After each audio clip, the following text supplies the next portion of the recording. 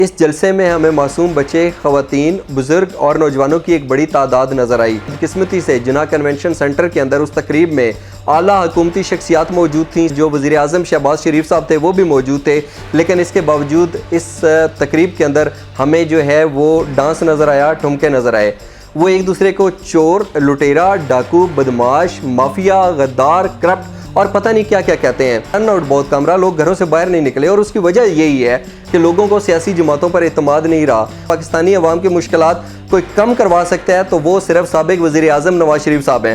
آپ کچھ ہفتوں کا کہہ کر گئے تھے، لیکن کئی سال ہو گئے، آپ واپس نہیں آئے، تو پھر یہ قوم کیسے مان لے کہ آپ اس قوم کی مشکلات کو کم کروا سکتے ہیں؟ مشکل وقت کے اندر ان کو چھوڑ کر چلے گئے، جنہوں نے ساتھ دینا تھا وہ ان کے خلاف ہو گئے۔ پاکستان کے سب زلالی پرچم کے ساتھ ساتھ ہمیں پاکستان تحریک انصاف کا جھنڈا بھی نظر آ رہا تھا۔ لوگوں کی نظر میں عمران خان، مولانا فضل الرحمان، آصف علی زرداری، نواز شریف، شہباز شریف میں کوئی فرق نہیں ہوگا۔ السلام علیکم ناظرین، میں ہوں اشتیاق گندل اور آپ میرا یوٹیوب چینل دیکھ رہے ہیں۔ ہم نے لاہور میں پاکستان تحریک انصاف کا جلسہ دیکھا، اور ہم نے دیکھا کہ اس جلسے کے اندر پاکستان کی عوام نے بڑی تعداد میں شرکت کی۔ اس جلسے میں ہمیں معصوم بچے، خواتین، بزرگ اور نوجوانوں کی ایک بڑی تعداد نظر آئی، اور اس کے ساتھ ساتھ جس طریقے سے سابق وزیر اعظم عمران خان صاحب کے اگر آپ الفاظ کے اوپر غور کریں تو انہوں نے بڑی لمبی تقریر کی، لیکن اس کے باوجود لوگ جو تھے اس کو بڑے غور سے سنتے رہے۔ اور جس طریقے سے انہوں نے اس جلسے کے اندر اپنی تقریر کے دوران پی ڈی ایم کے رہنماؤں کے ویڈیو کلپس کو شامل کیا،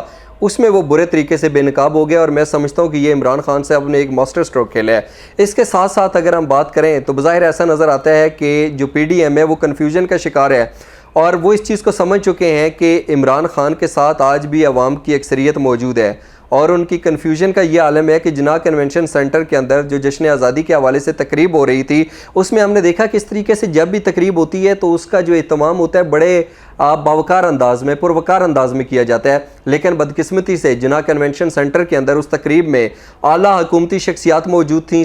جو وزیر اعظم شہباز شریف صاحب تھے وہ بھی موجود تھے، لیکن اس کے باوجود اس تقریب کے اندر ہمیں جو ہے وہ ڈانس نظر آیا، ٹھمکے نظر آئے۔ اور اس کے بعد ہم نے دیکھا کہ جو سوشل میڈیا کے صارفین تھے انہوں نے بھی، اور جو پاکستان تحریک انصاف کے رہنما تھے انہوں نے بھی اس کے اوپر سخت رد عمل دیا۔ اظہر مشوانی نے اپنی ایک ٹویٹ میں لکھا، پرچم کشائی کی تقریب ہمیشہ ایک باوقار تقریب رہی ہے، لیکن اس بار چھچوروں کے ہاتھ حکومت آئی ہوئی ہے، اقدار اور تہذیب سے ان کا کیا لینا دینا۔ اسی طریقے سے شیان انصاری کی ٹویٹ آپ کو نظر آ رہی ہے، اس میں انہوں نے لکھا، جب چھچورے حکومت میں آ جائیں تو آزادی کی ایک تقریب ایک مجرے کا منظر پیش کر رہی ہوتی ہے۔ اب یقینی طور کے اوپر جس طریقے سے یہ الفاظ کا چناؤ ہے، میں اسے مناسب نہیں سمجھتا، تنقید ہونی چاہیے، لیکن یہ مجرا کہنا اور اس طریقے سے چیزیں یقینی طور کے اوپر ہماری تہذیب اس طرح کی نہیں ہے، یہ نہیں ہونی چاہیے۔ یہاں پہ ایک جو بڑی اہم بات ہے وہ یہ ہے کہ پاکستان کی جو سیاسی جماعتیں ہیں اور جو سیاسی رہنما ہیں ان سے لوگوں کا اعتماد اٹھتا جا رہا ہے، اور اس کی بنیادی وجہ یہ ہے کہ آپ کوئی بھی ٹی وی چینل آن کر لیجئے،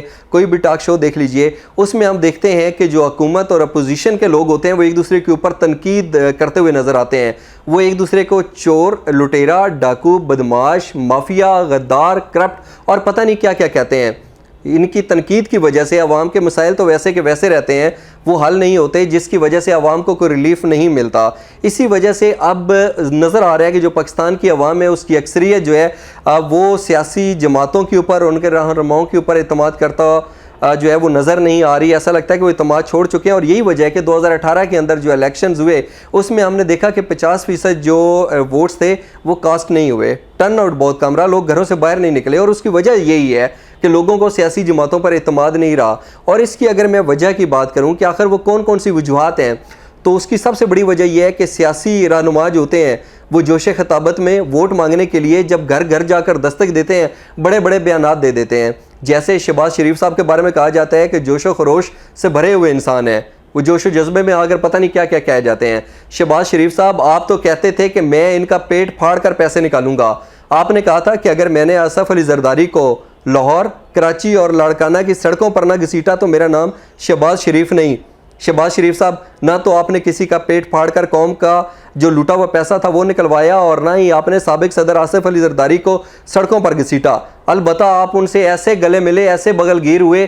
ایسے ملے کہ ان کی وجہ سے آپ وزیر اعظم بن گئے۔ تو شہباز شریف صاحب، یہ پاکستانی قوم آپ پر اعتبار کیوں کرے؟ آصف علی زرداری صاحب، آپ تو میاں برادران کے بارے میں بڑے بڑے بیانات دیتے تھے۔ آپ کہتے تھے اگر ہم نے میاں کو چھوڑ دیا تو شاید اللہ بھی ہمیں معاف نہ کرے، کیونکہ یہ قومی چور ہے اور ہم ایسے درندے کو برداشت نہیں کر سکتے۔ آصف علی زرداری صاحب، یہ قوم اب آپ پر اعتماد کیوں کرے؟ اسی طریقے سے مولانا فضل الرحمان صاحب کو لے لیجئے، ان کے بارے میں کہا جاتا ہے کہ ان کو بس اقتدار چاہیے، ان کو اقتدار کوئی بھی دے، جہاں سے بھی ملے، جیسے بھی ملے، وہ اس کو ہمیشہ ویلکم کہیں گے، تو پھر ان کے اوپر لوگ اعتماد کیوں کریں؟ اسی طریقے سے اگر ہم سابق وزیر اعظم نواز شریف صاحب کی بات کریں تو ان کے بارے میں کہا جاتا ہے اور یہ پرسیپشن ایک ڈیولپ کرانے کی کوشش کی جا رہی ہے کہ پاکستان کی عوام جو بے پناہ مشکلات کا شکار ہے، اس کے اندر اگر ان کو کوئی ریلیف دے سکتا ہے یا پاکستانی عوام کی مشکلات کوئی کم کروا سکتا ہے تو وہ صرف سابق وزیر اعظم نواز شریف صاحب ہیں۔ یہ ایک تاثر دینے کی کوشش کی جا رہی ہے، لیکن نواز شریف صاحب، میں آپ سے مخاطب ہوں، آپ وزیر اعلیٰ پنجاب رہے، ایک بار نہیں، دو بار نہیں، 3 بار آپ پاکستان کے وزیر اعظم بنے، لیکن کیا آپ کوئی ایک بھی ایسا ہسپتال نہیں بنا سکے جہاں پر آپ کا علاج ہو سکے؟ اس لیے آپ پاکستان کو چھوڑ کر آج بھی لندن میں بیٹھے ہیں۔ آپ کچھ ہفتوں کا کہہ کر گئے تھے، لیکن کئی سال ہو گئے، آپ واپس نہیں آئے، تو پھر یہ قوم کیسے مان لے کہ آپ اس قوم کی مشکلات کو کم کروا سکتے ہیں؟ یقینی طور کے اوپر اس کا جواب نفی میں ہے، تو بتائیں ہم آپ پر اعتماد کیوں کریں؟ اس کے ساتھ ساتھ اگر ہم سابق وزیر اعظم عمران خان صاحب کی بات کریں تو وہ پرویز الہی کے بارے میں کہا کرتے تھے ڈاکو، لیکن بعد میں ہم نے دیکھا کہ عمران خان صاحب نے جس طریقے سے پرویز الہی صاحب کو وزیر اعلیٰ پنجاب بنوانے کے لیے کوشش کی وہ ہمارے سامنے ہے، لیکن اس کے باوجود یہ لوگ سمجھتے ہیں کہ شاید عمران خان صاحب کی مجبوری ہے، مشکل وقت کے اندر ان کو چھوڑ کر چلے گئے، جنہوں نے ساتھ دینا تھا وہ ان کے خلاف ہو گئے۔ جتنی بھی قوتیں تھیں، ایک سائیڈ کے اوپر ہمیں وہ نظر آتی ہیں اور دوسری سائیڈ کے اوپر ہمیں نظر آتا ہے کہ عمران خان صاحب اکیلے ہیں، لیکن اس کے باوجود وہ ڈٹ کر کھڑے ہیں۔ اور شاید یہی وجہ ہے کہ 14 اگست کے موقع پر ہم نے دیکھا کہ اگر کوئی سائیکل پر جا رہا تھا، کوئی ریڈی بان جا رہا تھا، یا پھر کوئی پک اپ سزوکی گاڑی تھی جس کے اندر مزدور سفر کر رہے تھے، تو وہاں پہ پاکستان کے سب زلالی پرچم کے ساتھ ساتھ ہمیں پاکستان تحریک انصاف کا جھنڈا بھی نظر آ رہا تھا۔ عمران خان صاحب، یہ لوگ آج بھی آپ پر اعتماد کر رہے ہیں، آپ کی طرف دیکھ رہے ہیں۔ اس کی وجہ یہ ہے کہ آپ نے ان کے ساتھ چند سال گزارے، چند سالوں کے اندر چاہے آپ نے نیا پاکستان نہ دیا ہو، لیکن ان کو تو بدلتا ہوا پاکستان پچھلی کئی دہائیوں میں نہیں ملا۔ اب لوگ بڑی امید اور بڑی یقین کے ساتھ آپ کی طرف دیکھ رہے ہیں، اور اگر آپ نے بھی ان کی امیدوں کو توڑا، ان کے اعتماد کے اوپر پورا نہ اترے، تو پھر لوگوں کی نظر میں عمران خان، مولانا فضل الرحمان، آصف علی زرداری، نواز شریف، شہباز شریف میں کوئی فرق نہیں ہوگا۔ تو یقینی طور کے اوپر آج مجھے آپ سے یہی بات کرنی تھی کہ یہ سیاسی حکمران جو ہوتے ہیں الیکشنز کے دنوں کے اندر بڑے بڑے دعوے کرتے ہوئے نظر آتے ہیں، لیکن بعد میں جس طریقے سے منہ موڑتے ہیں اس کے اوپر یقین نہیں آتا۔ اب انتخابات ہوں گے، آپ اپنا ووٹ سوچ سمجھ کر دیجیے گا۔ آج کے لیے مجھے اتنا ہی کہنا تھا۔ جانے سے پہلے میری یوٹیوب چینل کو سبسکرائب ضرور کیجیے گا۔ اپنا خیال رکھیے گا۔ اللہ حافظ۔